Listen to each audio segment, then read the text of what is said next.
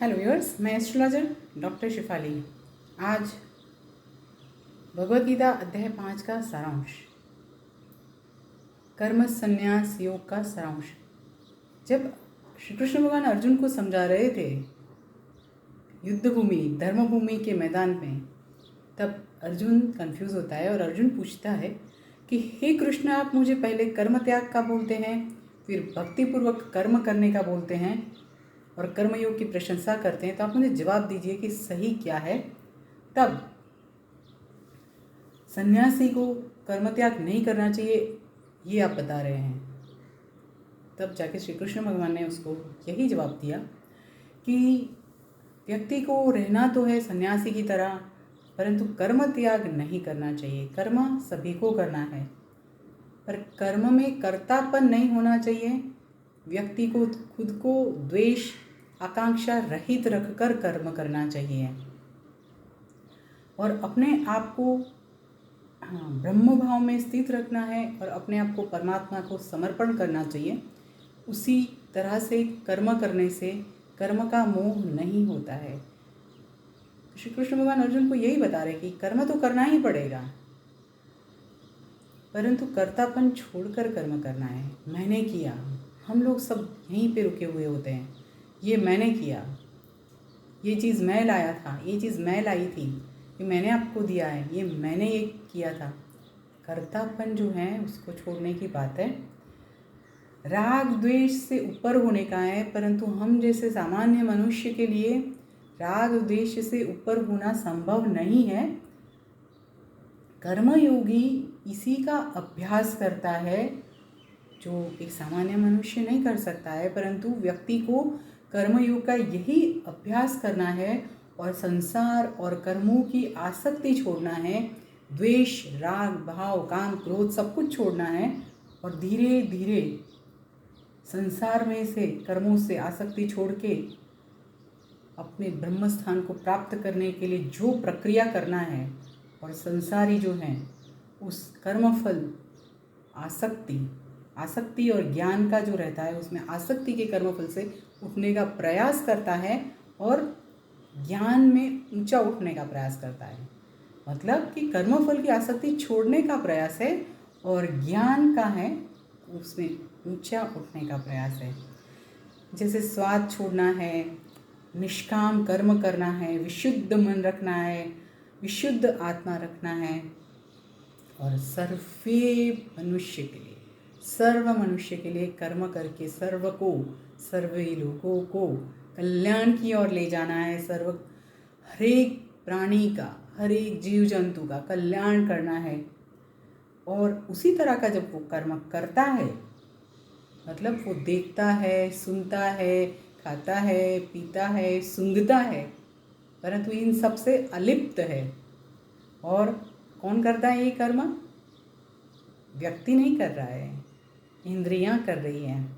ये भाव अंदर क्रिएट होना चाहिए, उत्पन्न होना चाहिए, ये मैं नहीं कर रहा हूँ। मतलब कि जैसे मैंने बोला था श्लोक में, कमलवत, जल कमलवत, मतलब जैसे कमल जो जल में रहता है, आप कमल की पंखुड़ियाँ को छूएंगे तो पता लग जाएगा कितनी कोमल होती है, परंतु कमल जल में रहकर भी उसको जल स्पर्श नहीं करता है। कमल की पंखुड़ियाँ पे अगर आप बूंद डाल देंगे तो फिसल जाएगी, गिर जाएगी। जल कमलवत रहना है इस संसार में और पाप पुण्य से ऊपर उठना है, उससे लिप्त नहीं रहना है। मतलब जैसे कमल में कमल होता है, उसमें से पानी नहीं रहता है, तो हम लोग में भी पाप पुण्य का वो नहीं रहकर हम लोग उससे भी ऊंचा उठना चाहिए। सिर्फ और सिर्फ अच्छे कर्म करने चाहिए। ज्ञान योग जो है वो मतलब यही बताता है कि अंतःकरण को वश में करिए। अंतःकरण मतलब मन बुद्धि, उसको अपने वश में करना है। हमारा जो शरीर है 9 द्वार वाला है और 9 द्वार वाले शरीर में रहकर भी हमको ज्ञान योग प्राप्त करना है, सुख से रहना है। और भगवान को जो है, श्री कृष्ण भगवान अर्जुन को ये बता रहे हैं कि भगवान को कर्म और पाप या पुण्य की कोई ज़रूरत नहीं है।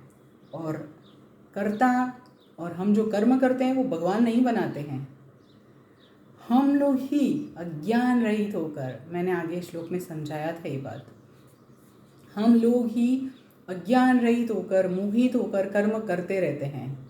हमें ये अच्छा चाहिए, हमको ये करना है, हमारे बच्चे हैं, हमारे माता पिता हैं, ये सब बहुत नेचुरल है, उसमें गलत कुछ नहीं है। परंतु श्री कृष्ण भगवान जो अर्जुन को समझा रहे हैं वो हम जैसे सामान्य लोग हैं उसको फॉलो नहीं कर पा रहे हैं। और हम लोग को ये प्रयत्न करना चाहिए कि थोड़ा सा अपने रूटीन लाइफ से थोड़ा ऊंचा ऊपर उठे। तो हम लोग अज्ञान रहित होकर जो मोहित होते हैं उसमें पीछे से हमको ज्ञान और कर्म से मुक्त होकर, मतलब ज्ञान में जाने के लिए कर्म से मुक्त होकर आगे बढ़ना है। जैसे विद्या विनय युक्त जो ब्राह्मण होता है उसके लिए हाथी, घोड़ा, गऊ, चांडाल वो सब एक होते हैं, सबको एक ही समान दृष्टि से देखता है।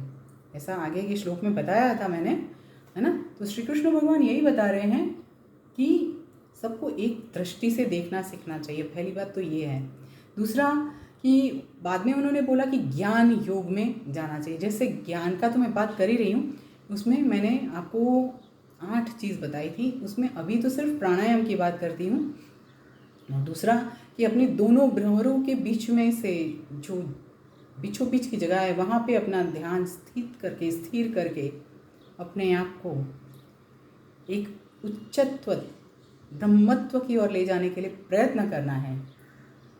और श्री कृष्ण भगवान और ये भी बता रहे हैं कि तप, यज्ञ, सब कुछ तो उसका परम भोक्ता मैं ही हूँ और सब कुछ मुझे ही प्राप्त होता है। और आप अगर ये सब समझ जाते हैं तो आपको भी शांति मिलेगी। ये बात श्री कृष्ण अर्जुन को समझा रहे हैं, पर मेरा सिर्फ आपको यही कहना है कि ये अध्याय जो है उसमें से सिर्फ ये सीखना है, सबको एक समान दृष्टि से देखकर अपने आप को ज्ञानत्व उच्चत्व की ओर ले जाना है, ब्रह्मत्व की ओर ले जाना है। हम भले ही सामान्य मनुष्य हैं, एक स्टेप आगे बढ़ेंगे तो एक स्टेप जितना भी तो हमारे अंदर में ब्रह्मत्व प्राप्त होगा। कल से नया अध्याय 6 का एक श्लोक पढ़ूंगी, अर्थ पठन करूंगी। बस आज के लिए इतना ही। और आप सब लोग हर दिन मेरा YouTube चैनल का एक श्लोक जरूर देखें और लास्ट में जो मैं सारांश बताती हूँ वो भी सुनिए। और आप ज़्यादा से ज़्यादा लोगों को शेयर करिए, YouTube चैनल को सब्सक्राइब करिए। और अगर अभी तक आपने सब्सक्राइब नहीं किया है तो बेल आइकन के साथ ही सब्सक्राइब कर दीजिए। बस आज के लिए इतना ही। जय श्री कृष्ण।